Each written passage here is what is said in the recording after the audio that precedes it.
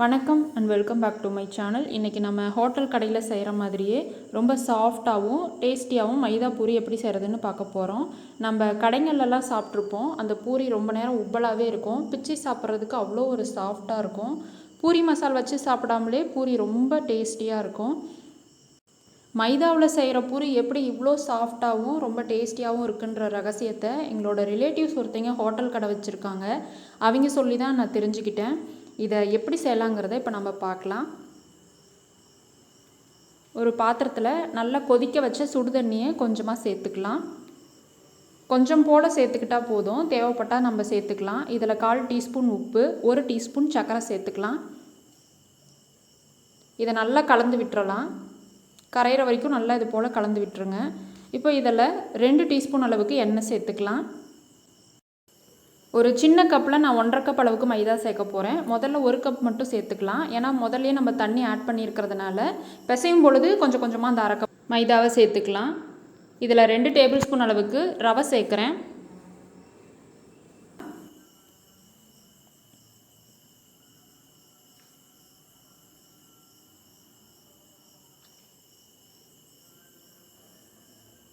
இப்போ மீதி 1/2 கப்பை கொஞ்சம் கொஞ்சமாக சேர்த்து பிசைஞ்சிக்கலாம். ரொம்ப இலக்கமாக பிசையக்கூடாது. நம்ம சப்பாத்தி மாவை விட கொஞ்சம் கெட்டியாக பிசைஞ்சிக்கணும். இல்லைன்னா பூரி எண்ணெய் இழுக்கும் அதிகமாக.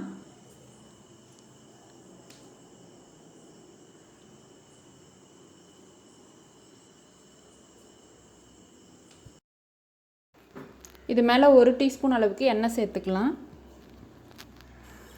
நல்லா தடவி விட்டுட்டு இந்த மாவை ஒரு 1/2 மணி நேரத்துக்கு நம்ம ஊற வச்சுக்க போகிறோம்.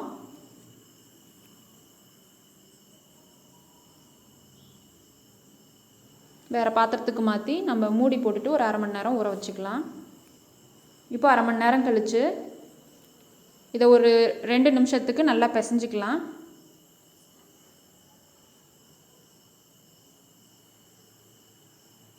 சின்ன சின்ன உருண்டைகளாக பிடிச்சிக்கலாம்.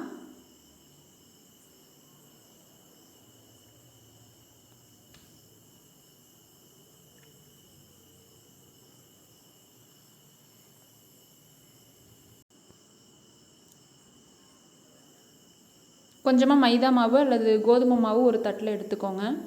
ஒவ்வொரு பால்ஸாக இந்த மாவில் பிரட்டிட்டு நம்ம உருட்டிக்க போகிறோம். இதை நம்ம சின்ன சின்னதாக உருட்டி எடுத்துக்கலாம்.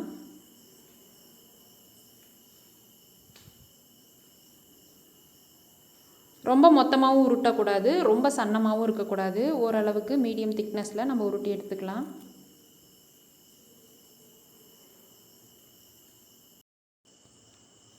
உருட்டியாச்சு. கையில் அந்த மாதிரி மாற்றி மாற்றி போடும் பொழுது இதில் எக்ஸ்ட்ரா இருக்க மாவுலாம் போயிடும்.